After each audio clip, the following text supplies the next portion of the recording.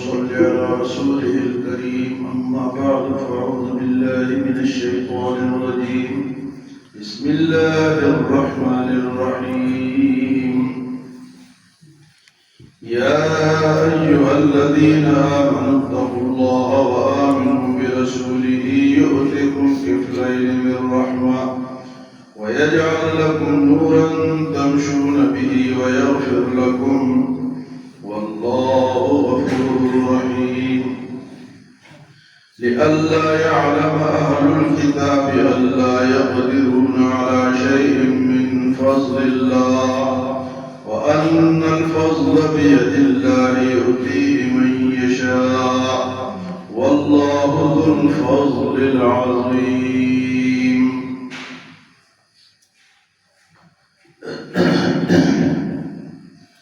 نبی کریم صلی اللہ علیہ وسلم کی تشریف لانے سے پہلے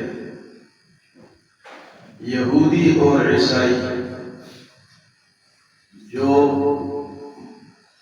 حضرت موسیٰ علیہ السلام پر اور حضرت عیسیٰ علیہ السلام پر ایمان لائے تھے اس وقت کے مسلمان تھے. جو ایمان لائے تھے وہ اس وقت کے مسلمان تھے. تو یہ خوشخبری حضرت عیسیٰ علیہ السلام کے زبانی بھی انہوں نے سنی، تورات انجیل میں بھی اس کو پڑھا کہ آخر میں ایک نبی آئے گا. تو یہ بڑے خوش تھے کہ آخر میں جو نبی آئے گا ہم اس کا ساتھ دیں گے اور ان پر ایمان لائیں گے، ان کی مدد کریں گے. لیکن جب نبی کریم صلی اللہ علیہ وسلم تشریف لائے تو اس سے پہلے جتنے نبی تھے وہ بنو اسحاق میں سے تھے اور حضور صلی اللہ علیہ وسلم بنو اسماعیل میں سے آئے.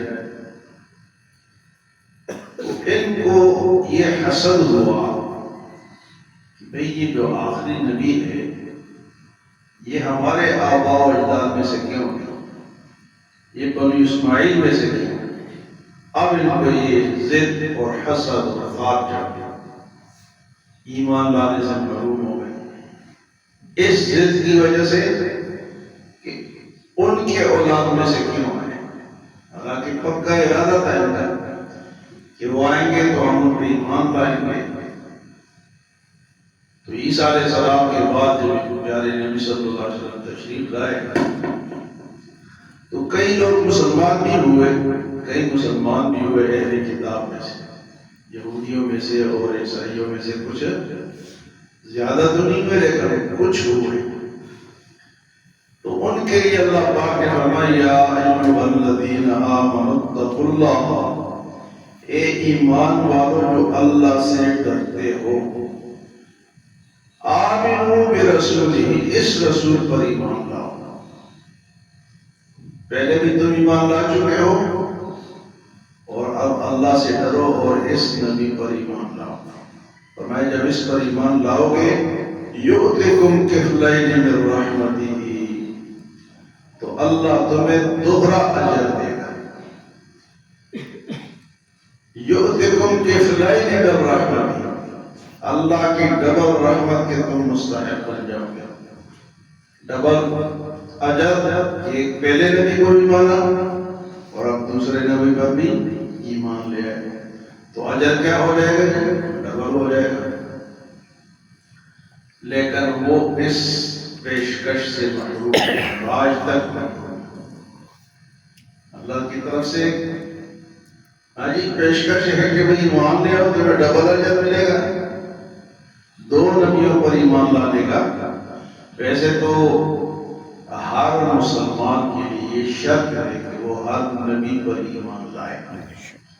مسلمان بھی اگر کسی نبی کا انکار کرتا ہے تو وہ مسلمان نہیں رہتا. مثلا ہمارے نبی تو حضرت محمد صلی اللہ علیہ وسلم ہے، لیکن ہم حضرت عیسیٰ علیہ السلام پر بھی ایمان رکھتے ہیں، موسیٰ علیہ السلام پر، نوح علیہ السلام پر، یعنی سارے نبی پر ہمارا ایمان ہے. تو انہوں نے عیسیٰ علیہ السلام پر، موسیٰ علیہ السلام پر تو ایمان لائے اس دور کے مسلمان تھے. لیکن بعد میں اللہ نے فرمایا کہ آپ میرے نبی پر، آخری نبی پر بھی ایمان لاؤ. اس سے تمہیں فائدہ کیا ہوگا؟ تمہیں اللہ کی ڈبل رحمت ملے گی، ڈبل رحمت کے مستحق ہو جاؤ گے۔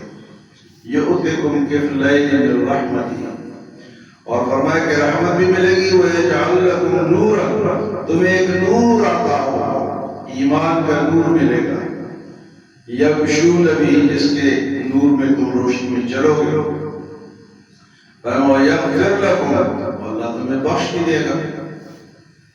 تو اتنی بڑی بڑی آفریں ان کو ہوئی، لیکن ان میں بہت کم لوگ ایمان لائے، کچھ ایمان لائے تو ان کو ڈبل اجر ملے گا۔ تو یہاں اللہ پاک نے ان اہل کتاب کو ایمان کی دعوت، یا ایھا الذین آمنوا اتقوا اللہ، اے وہ لوگ جو ایمان لائے اور اللہ سے ڈرتے ہو، آمنوا برسولہ، اس رسول پر بھی ایمان لاؤ،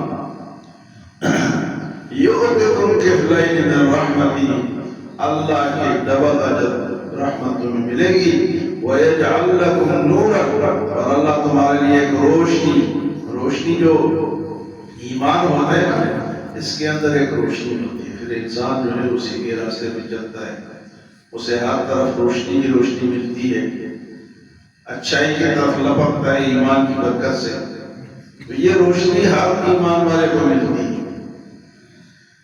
میں اللہ فرمائے کہ وَيَجْعَلْ لَكُمْ نُورًا، اللہ بنا دے گا تمہارے لیے روشنی، تمشون بہ، تم اس کے ذریعے سے چلو گے، وَيَغْفِرْ لَكُمْ، اور اللہ تمہاری بخشش بھی فرما دیں گے، وَاللَّهُ غَفُورٌ رَحِيمٌ، اور بے شک تو اللہ تو بخشنے والا اور مہربان ہے۔ پھر دوسرا مسئلہ یہ آیا کہ انہوں نے یہ جو کہا کہ نبی ہمارے آباء و اجداد میں سے یا بنو اسحاق میں سے ہونا چاہیے تھا، تو اللہ نے پھر دوسرا ان کے عیسائیوں کے عقیدہ یہ بھی ہے کہ ان کے پادری جو ہے، پادری وہ ان کو ایک پرچی لکھ کے دیتے ہیں، پرچی کہ تمہارے گناہ جو ہے وہ میں نے بخشوا دیا، اور وہ پرچی یہ قبر میں بھی رکھتے ہیں اس کے ساتھ، وہ ہے کہ یہاں سے وہ پادری ان کو بخشوا کے بھیجتا ہے۔ تو یہاں اللہ نے اس کا جواب دیا، ایک تو یہ کہ بنو اسماعیل میں سے کیوں آئے، اور دوسرا یہ کہ جو بخشوانے کا پرچی لکھتے ہیں اس کا جواب اللہ نے اس طرح دیا ہے، فرمایا کہ لِأَلَّا يَعْلَمَ أَهْلُ الْكِتَابِ، تاکہ اہل کتاب یہ بات سمجھ لیں، جان لیں، کیا اللہ يَقْدِرُونَ عَلَى شَيْءٍ مِّن فَضْلِ اللَّهِ، کہ وہ اللہ کے فضل پر قدرت نہیں رکھتے کہ اللہ کے فضل کو یہ خود ہی تقسیم کرے۔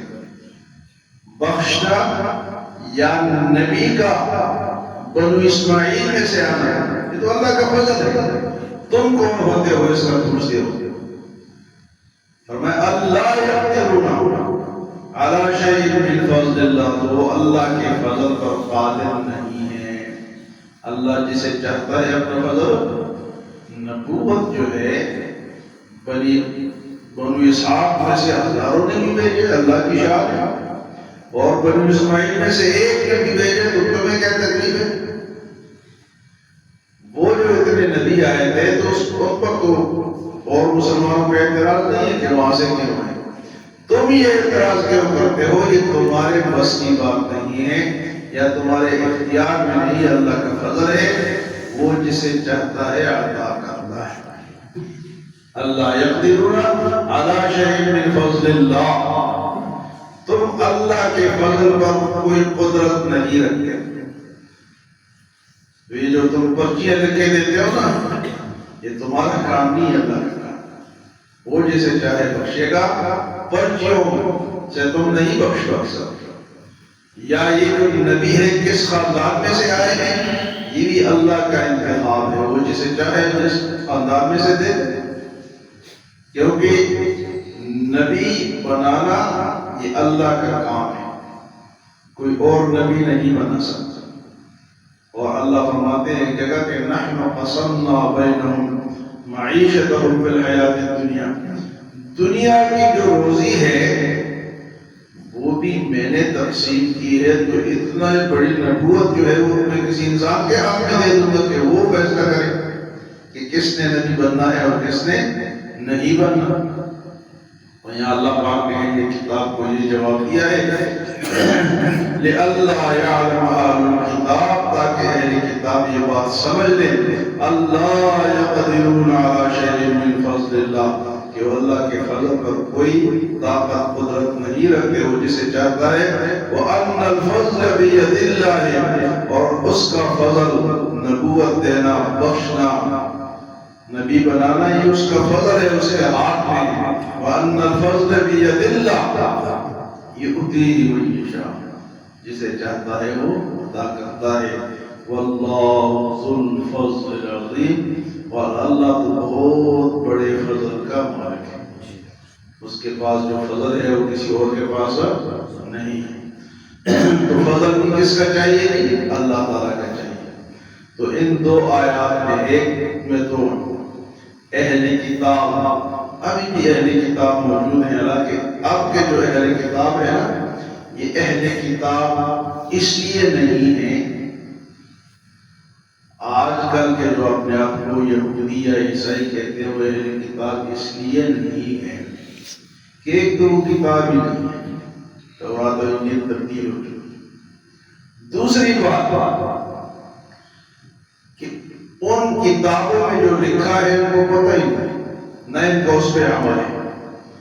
جو کہتے ہیں نا اہل کتاب کے ساتھ شادی کرنا مسلمان کو جائز ہے وہ اہل کتاب ہے جو ان کتابوں پہ چلتا تھا. جو کافر مشرک ہو اور جن کو ان کتابوں کا عقیدے کا پتہ ہی نہ ہو وہ اہل کتاب نہیں ہے وہ ویسے ہی کافر ہے. اہل کتاب کے لیے اس کتاب پہ عمل ضروری ہے. پھر جا کے جو اسلام نے شرائط دی نا کہ ان کا ذبیحہ کھا سکتے ہو یا ان کے ساتھ شادی کر سکتے ہو وہ ان اہل کتاب کے لیے جو اصل میں اہل کتاب ہوں. تو اصل میں کون ہے؟ آج آپ کسی بھی عیسائی سے پوچھ لیں کہ آپ کا کیا عقیدہ ہے اس بیچارے کو پتہ ہی نہیں. وہ اتوار کے دن جاتا ہے اور وہ پادری کچھ الفاظ پڑھتا ہے اور یہ خوش ہو کے آ جاتا ہے اور ان کے بل کے کچھ نہیں. ان کے پاس اپنا عقیدہ بھی اگر اپنے عقیدے میں درست ہے تو پھر اہل کتاب ہے. اگر اپنا عقیدے کے نہیں پتا جس طرح ہمارے مسلمانوں کو اپنے عقیدے کا نہیں پتا ہے آدھے سے زیادہ مسلمانوں کو نہیں پتا بلکہ 95% مسلمانوں کو نہیں پتا کہ ہم نے عقیدہ کس طرح کرنا ہے توحید کو کس طرح ماننا ہے رسالت کو کس طرح ماننا ہے صحابہ کرام پہ ہمارا عقیدہ کیا ہونا چاہیے قرآن پہ کس طرح عقیدہ رکھیں اللہ کی عبادت کس طرح کرے درست عبادت کون سی ہے پتہ ہے مسلمانوں کو نہیں پتا. اسی طرح اہل کتاب جو ہے ان کو اپنے عقیدے کا یا کتاب پہ چلنے کا پتہ ہی نہیں. جو کتاب پہ چلے گا پہلے تو وہ کتاب ہی نہیں منسوخ ہو چکی اور تبدیل بھی ہو چکی لیکن چلو جو کچھ ہے اس پہ وہ عمل کریں لیکن ان کو اس کا پتہ ہی نہیں. اس طرح مسلمانوں کو بھی اپنے عقیدے کا پتہ نہیں ہے. ہم تو لا الہ الا اللہ والے مسلمان ہیں جو کہ ہمیں بچپن میں سکھا دیا گیا سیکھا ہم نے کچھ. تو یہاں اللہ پاک نے فرمایا ابھی بھی یہ پیشکش موجود ہے جتنے کافر ہیں عیسائی ہیں یہودی ہیں کہ لے آؤ ایمان ڈبل اجر ملے گا. ابھی بھی یہ پیشکش ابھی بھی موجود ہے لیکن عقل ختم ہو چکی ہے سمجھ ختم ہو چکی ہے. کفر پہ ڈٹے ہوئے ہیں ظلم پہ ڈٹے ہوئے ہیں. اور دوسری بات یہ کہ نبوت دینا کس کو دینا ہے کس کو نبی بنانا ہے یہ اللہ کا فضل ہے اور اللہ کے فضل وہ خود ہی تقسیم کرتا ہے. اسے کوئی چھین نہیں سکتا نہ اس پہ کوئی زبردستی کر سکتا ہے. اللہ ہمیں عمل اور فضل سمجھ کی توفیق عطا